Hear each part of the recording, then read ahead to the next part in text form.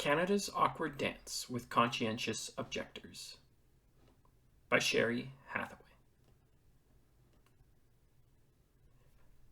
Just as Canada established wartime camps for interred Japanese Canadians and prisoners of war, there were work camps for conscientious objectors. Also called pacifists, they resisted military service on grounds of faith or personal belief, and were assigned to some form of alternate service at the government's whim. Government planning for conscientious objectors danced along the country's stance on conscription. No conscription meant that the country relied on volunteers to enlist, so there was no issue with conscientious objection. As soon as conscription was instated, the government had to plan for pacifists. Canada's position on conscientious objectors for World War I changed dramatically in World War II. By 1917, when Canada instituted conscription, so many thousands of infantrymen had been killed that foot soldiers were in high demand, and there was no provision for anyone to do something else. Men either enlisted or went to jail. In World War II, however, the government developed ways a pacifist could support the country without denying an important tenet of their faith or belief. People realized that having productive workers sit in jail was not helping the country win the war.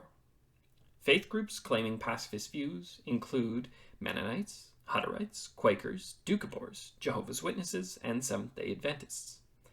At first, the government showed leniency toward Hutterites, until the public demanded fairness for all. A small number from other mainstream churches also claimed conscientious objector status, though tribunals were especially unsympathetic to exemption requests based on reasons of personal conscience alone. For example, some German Canadians didn't want to fight their own people. Other individuals simply objected to any military service at all. Over 4,000 people of Dutch ancestry in Canada claimed conscientious objector status, the largest group of all pacifists in the country. The government's protocol with conscientious objection changed as World War II shifted. In 1940, conscientious objectors were sent to perform civilian labor for about 4 months, the same length as standard military training. By April 1st, 1942, when things looked particularly bleak overseas, the government ordered conscientious objectors to serve for the duration of the war. Fortunately, the men who had already completed their 4 months were exempt from further service.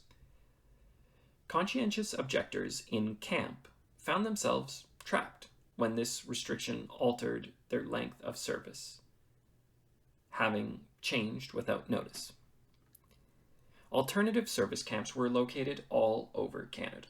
The first one at Montreal River, north of Toronto, had formerly been a lumber camp. The Department of Highways employed the men to construct the joining link of the Trans-Canada Highway. Government was anxious to expand its tourist trade by improving national parks, and at the onset of the war, acted quickly to negotiate the work camps. By 1943, BC had 19 camps, Alberta had 1 national park camp, and Manitoba had 1 at Riding Mountain National Park. And Saskatchewan had 1 at Prince Albert National Park, where they built a new breakwater at Waskesiu. Another conscientious objector camp run in Saskatchewan by the Dominion Department of Mines and Resources was located at Montreal Lake, which worked at building a road south to connect Lac La Ronge to the rest of the province. When a young man received his conscription letter, he could choose to obey his enlistment order or state his preference as a conscientious objector. If he chose the latter, he then received orders to appear before a tribunal to defend his conviction in court. Those who tried to evade either conscription, the interview in court, or any alternative service found themselves sent to jail. The Doukhobor genealogy website has an index of Doukhobor conscientious objectors in Saskatchewan and Alberta in World War II. It lists names, addresses, and the outcome of the court interview. Other faith groups also have records available to the public. The Prince Albert Penitentiary held conscientious objectors over the course of the war, one of the many prisons across the country that did so. Most of them were rebelling against something government wanted them to do. But they weren't the kind of people, generally, who would do that. They were people who followed society's norms and wanted to obey the laws. So we have this situation where otherwise good citizens are in this difficult situation, said Dr. Amy Shaw in an interview for Lethbridge News Now. Facing the tribunal was pretty difficult. If you're a young man, especially, if you lived apart from urban people for most of your life and have to try to articulate your conscience in this public tribunal setting, the judges were respected locals, so they were pro-war. Most people didn't get their exemption when they went away, said Dr. Amy Shaw.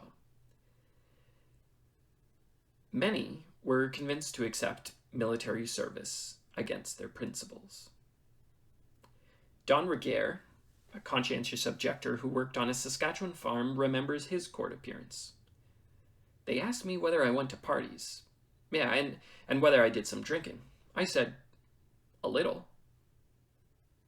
So why don't you want to go to war? And I said my parents and my church taught me that war was wrong. And then I made a bad mistake because they said, well, don't you feel sorry for the boys? And I said no. That was a blunder. And Judge Murray, he just lambasted me, calling me a cold-blooded murderer, etc., etc. And I just needed an answer. I said, well, it's not their fault. And for some reason, yeah, that cleared the air. And there was very little said after that.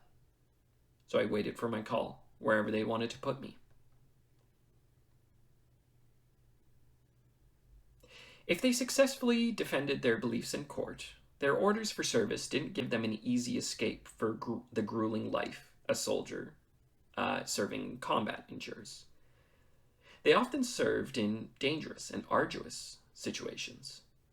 Some went to war zones as part of medical corps, or others worked in support of the country at home on farms, mines, factories, or in forestry. Some staffed Canadian mental hospitals. The men were also called upon to fight forest fires when necessary. They could make a request for their preferred type of alternate service, but they didn't always get their choice. During their 4-month term, a crew of 70 Doukhobor men built over 40 miles of Highway No. 2 connecting Lac La Ronge at Montreal Lake with the south of the province. Work on the road helped move forward the province's plan to open the north for gold mine development and sawmill operations. This work was long and arduous, working from sunup to sundown. The Saskatchewan government provided the engineering staff of 2, a foreman and equipment. A Prince Albert Daily Herald article reported on the daily life of conscientious objectors. The Doukhobors came to the camp fully willing and intending to work. Work unfolded in 4 phases: camp chores, culvert and bridge building, road construction by shovel and caterpillar, and lastly, trimming the completed road. In advance of the CO workers, an experienced dragline crew prepared the grade over the muskeg. Also moving ahead of the main crew were 2 qualified bridge builders and 2 Doukhobor conscientious objectors working to install culverts and bridges. Then came the main group of conscientious objectors, comprised of the 5 caterpillar operators, followed by blade graders, then shovel-wielding trimmers to shape the shoulders and slopes. 2 shifts worked in the kitchen and the dining room. Others cut and split wood, swept, and scrubbed the office and canteen. Another was a camp carpenter, and one was a blacksmith's helper. They received 50 cents a day, paid twice a month. Some in key positions received 75 cents a day. Room and board comprised part of their wages. They lived in canvas tents on wood floors, moved along with the crew on skids. Their beds were wooden bunks with 2 blankets. In an interview for Valor Canada, Abram Lowen recalled, "We had these 2 great blankets, and every spring we washed them in the river. Till then, it smelled quite rough at times. 20 guys in there, a 20 by 20-foot cabin." In cold weather, wood stoves provided heat. 2 tents placed end to end made the dining room. The kitchen and bakery were in 2 other tents. They had 3 hearty meals a day. After prayer, a breakfast of cereal, bacon, boiled eggs, bread and butter, hot cakes, and coffee was served. Lunch offered soup plus other foods from the previous day's meal. Supper was hot or cold meat, potatoes, vegetables, pudding, or cake, jam, and marmalade. Sometimes a snack of apples and cheese was served. In charge of the medical care for the camp, Fred W. Bourne also gave lectures in first aid to the men and answered the call for help from nearby Indigenous residents. For many, it would be their first time away from their close-knit communities. Some were married with young children. Desperately homesick, the men amused themselves by writing letters home, reading, hiking in the forest, playing games such as horseshoe or baseball, and forming lifelong friendships. Music and singing were common.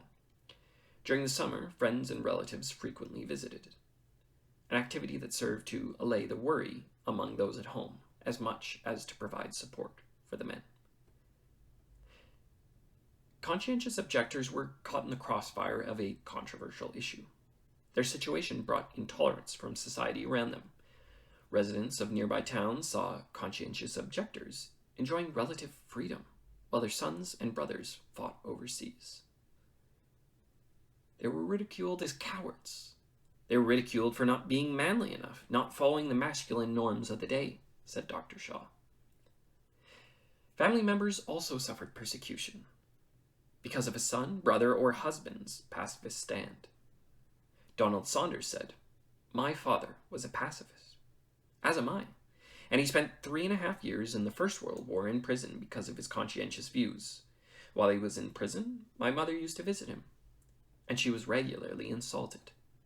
They weren't married at the time, they were engaged, but because he was a conscientious objector, she was tarred with the same brush and sent white feathers on several occasions. She was spat at, and so she had a difficult time as well during the war." Don Regier recalled, "We were considered yellow, you know." Then he commented on the other side of the coin that many experience within their own families. Even my own brother had joined up, and I thought it was his decision, and we had to accept that, and we got along fine. Some from a pacifist community who chose to serve in armed combat didn't experience the level of acceptance and open-mindedness that Don's brothers saw. They're often shunned by their home community when they return from the war. Leonard Dole, a Mennonite, commented, "That was very often a difficult thing. And for those boys who returned from the military, well, when they came back into the Mennonite community, they often weren't received well." Abram Lowen said, "Some were praised for wearing the uniform, others literally spit upon." "At one time, I considered going to the Red Cross," said Lowen, "but my dad was an old colony minister, and it was that question that would come up under the title murderer. I couldn't do that to my dad. I could still not kill a human being. I just couldn't do that. But there's this question in the Red Cross. I could help a wounded soldier, get him well, so he could go out and kill Germans again. How do you justify that to yourself? I don't know." As the war progressed, a shortage of farm labor developed in Canada. An order in council, effective May 1st, 1943, transferred the alternative service system from the Canadian Selective Service System with military control to the Ministry of Labour, a civilian agency, opening a new way to use conscientious objectors on farms and in factories. As of December 31st, 1945, over 6,600 conscientious objectors worked on farms, including those on leave from alternative service work camps.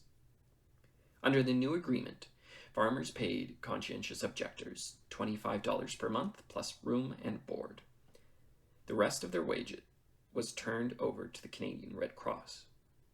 Those in factories or working where employers couldn't supply housing were giving $38 a month, with the balance given to the Red Cross. Up to June 1944, over $300,000 had been contributed to the Red Cross under this plan. In addition, a varying scale of $10 to $20 a month was provided to the workers for dependents. In the CBC documentary The Last Objectors, Andrew Wall stated that of those he interviewed, they were paid almost next to nothing. Most of what they were paid went to the Red Cross, and the rest was not enough money for somebody with a family. None of them complained, he said. Most of them made note that this was a privilege, that they were grateful to have this right, to be in Canada and have that right. Many of them said it was uncomfortable. Sometimes people tried to shame them or make comments to them, but overall they were very, very grateful. In World War II, conscientious objectors serving in Canada numbered 11,000. When the war ended in 1945, the government refused to allow inmates to go home until the last man in uniform returned from overseas. Many weren't allowed to go home until 1946. By then, all the good jobs were taken by the military going home. They couldn't go to school. They didn't have the money, said Wall. The last Canadian camp was in Banff National Park, where the final inmate was released in July 1946. International Conscientious Objection Day is May 15th, a day to reflect on those who have and those who continue to resist war. Thank you.